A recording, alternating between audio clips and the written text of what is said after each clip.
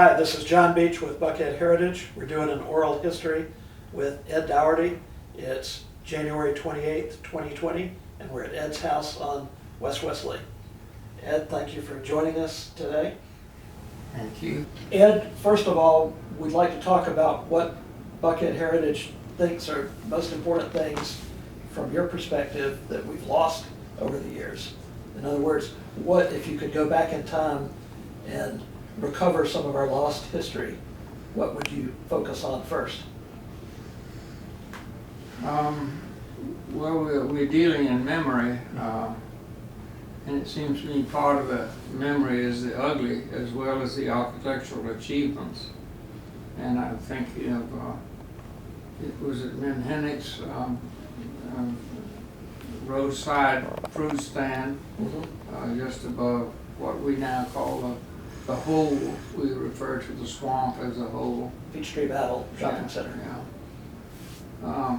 But that was a monument well known to everybody along Peachtree, and was in effect the gateway to Peachtree Battle. Open shed where you could get fresh watermelon, and there were rabbits hanging upside down available.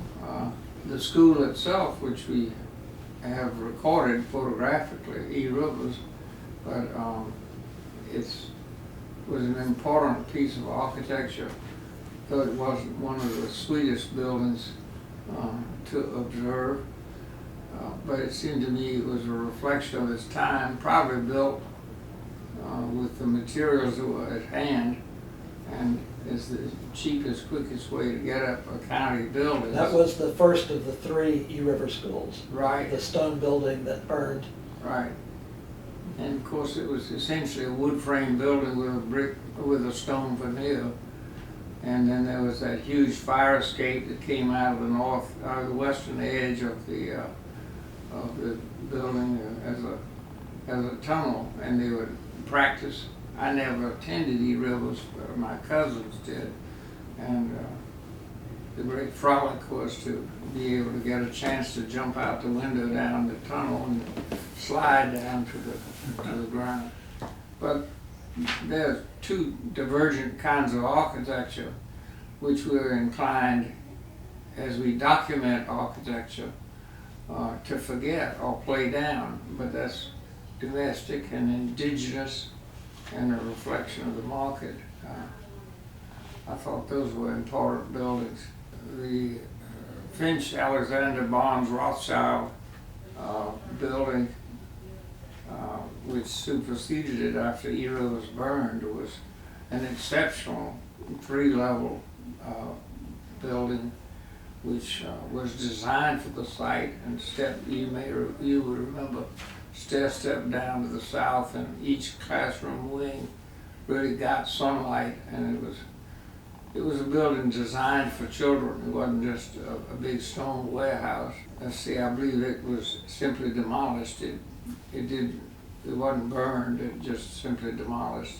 It was reinforced concrete. But that was a handsome building, I thought. Was that a mid-century modern design? I guess I'd call it that. I think it's about 1960. And then right across the street was the sales office for Rivers.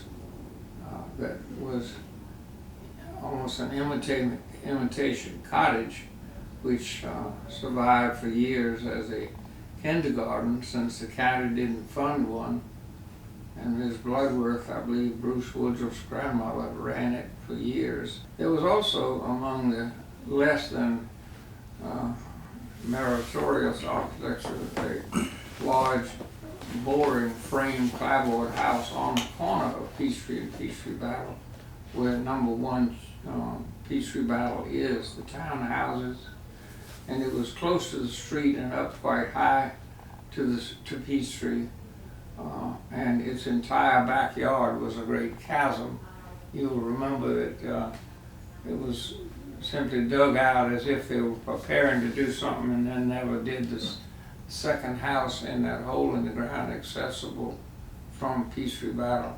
My mother always told me that the house at the corner of Rivers and Peachtree Battle acquired its columns from West Peachtree and Peachtree Place. I remember that house. This is on the northeast corner Right. of Rivers Road at Habersham and Peachtree Battle. Yeah. And it was a white house with the garage next to it and nothing really exceptional. And then they did a complete redo and added the columns and a garage apartment next door. And I think people talk about it being almost Terra in the Old South today. While we are inclined to think of Peachtree Battle West as exceptional architecture, there's a lot of undistinguished architecture, including this house that isn't the most remarkable gem. That medium in the middle of Peachtree Battle, the low spot where Habersham and Rivers come in, was supposed to be a lake on the original plans. Yes. But apparently they never built the lake. Well, I think they were inspired by the Chicago World's Fair of 1893. If you look at the plan for the lakes in Chicago, there were a series of interlocking semicircular bodies of water. And I think it was just a carryover or recollection of something that was very successful once, and let's do it again. Atlanta defenses are just simply to remind you that the northern defenses boundary for the city of Atlanta were really right across Peachtree at the Fox Theater and through All Saints and over to Georgia Tech at the library up on the Cherry Street was the edge, the northern edge. And it was a tight-knit little place, and Atlanta's then grown in concentric rings, continually coming north. And a graduate student at Georgia Tech wrote a paper on auto ownership, and I don't know if you have it. I do. You do? Yes. Okay, then you know that it illustrates those continuing concentric rings of growth following the main spine of Peachtree until you got tired of walking, and then you go the next mile out. Yeah. That's a remarkable document showing the actual geographical position of cars and how it influenced the development. You've talked about the 1864 Atlanta defenses that we've lost. Is part of that in the Peachtree Battle? No, my purpose in making this list was just talking about the evolution of Atlanta, there being both its blessing and its curse, as there's no natural boundary to its growth. And as a result, we've just slapdash developed everything in sight, and that's really what worries me about the sustaining the quality of life that this neighborhood by its design represents. The rest of it just brings us down to my concerns about managing density. I mean, how close to being Peachtree at 10th Street do we want to be? I mean, is this not within our control? Isn't there some way for Buckhead Heritage or the citizenry to have some influence on actual land planning and not just simply a categorical zoning that would prevent us from tripping over ourselves? I remember being annoyed when mayors, I guess, talked about Atlanta was going to be the world's next great city. Well, as far as I'm concerned, it needed to be the best place in the world to live. And we would accomplish a lot more if we look inwardly and define our goals and see what we want to be and see what we can do to control it. There are no impediments to growth. It's just it seems to me it's our will. Certainly is the market pressures, which are huge and enormous, but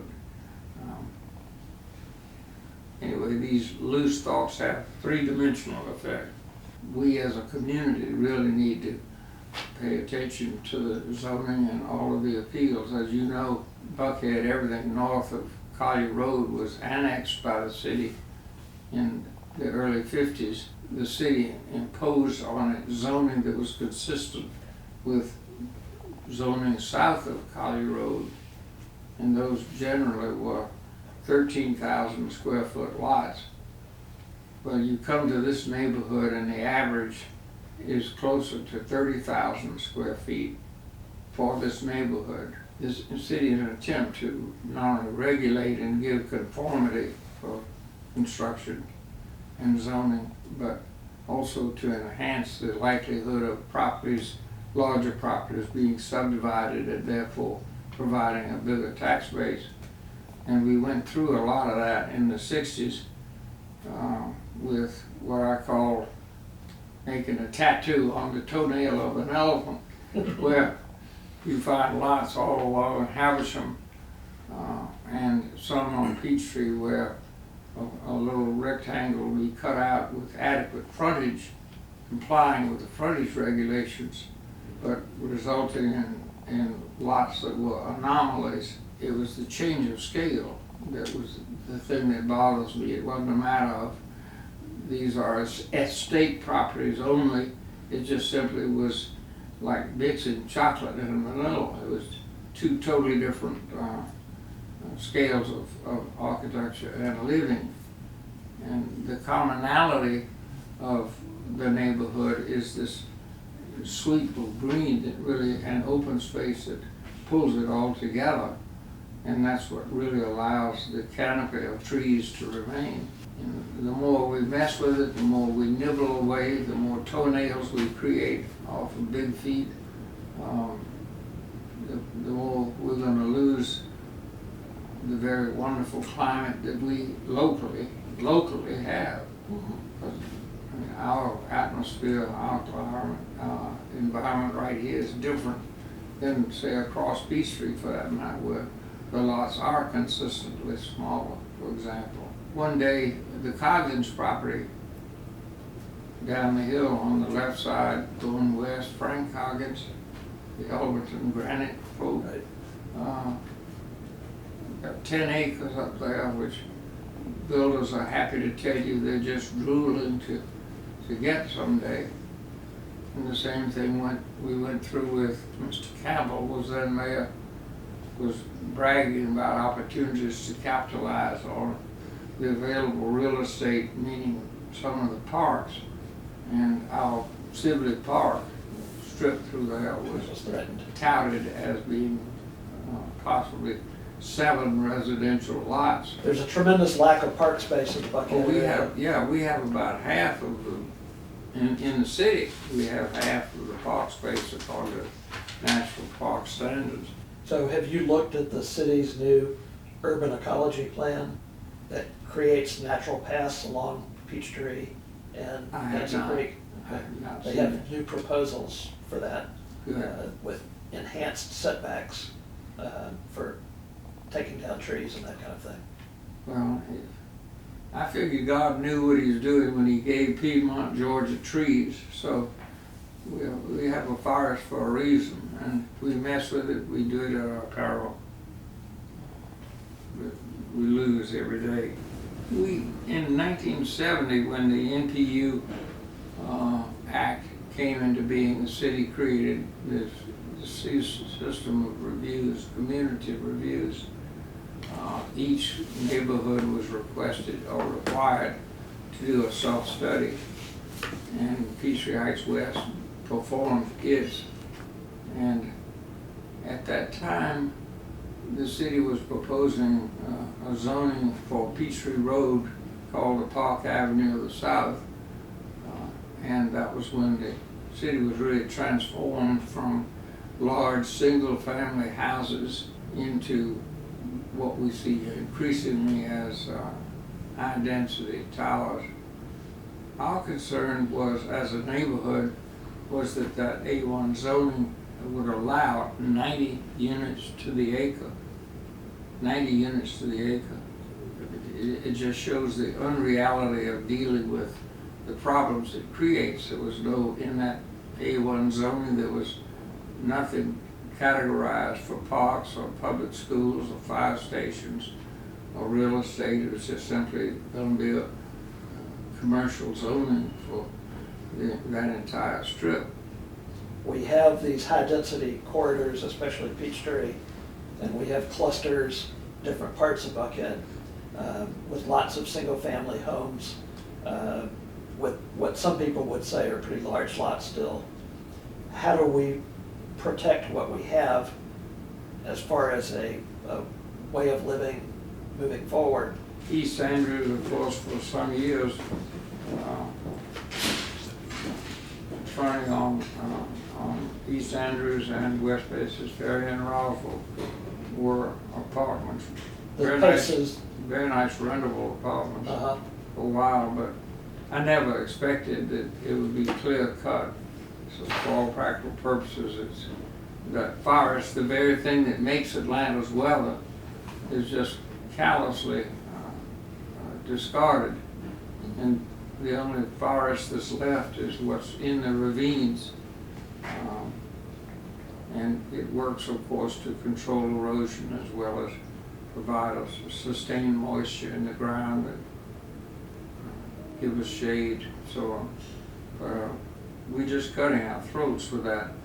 And I don't know unless we do something like strengthen the tree ordinance or simply define how important our climate is. I mean, there's a chance that people could put two and two together and realize that we change our health every time we callously or thoughtlessly develop a piece of land. The setbacks are not really adequate to protect major swaths of trees.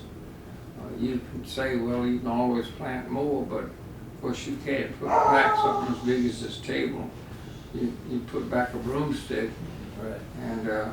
and you wait for a generation or two for it to restore the kind of protection that you had. I mean, it's just silly. I mean, here we are. You go to Grandview and we go to Tate. When you want to be cool, you be somewhere else. And the amount of power we have to create to generate our creature comfort, it's just wasteful. It's just ridiculous. You need to, you know, in the winter we need to put on sweaters and forget the days. This house built in 1919 has 9 chimneys, fireplaces, and I could imagine how cold this house must have been when it was first built. But people were accustomed to putting on more clothes, and now we just adjust the thermometer, and somebody else pays the price down the road. We need to know about how we live and realize that we aren't omnipotent. It's really hard in a market-based economy where you figure I can do any damn thing I want as long as I've got the wherewithal.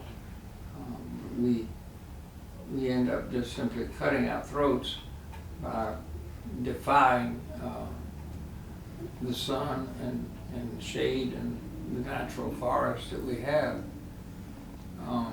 I can't live without this thicket out in front of my house because half of Cobb County goes by every morning and the other half is going back home that night. And I'm sitting here looking straight out at it, but I now have closure. It's just what we have to do. Ed, thank you very much for doing this oral history with Buckhead Heritage. We certainly appreciate it very much.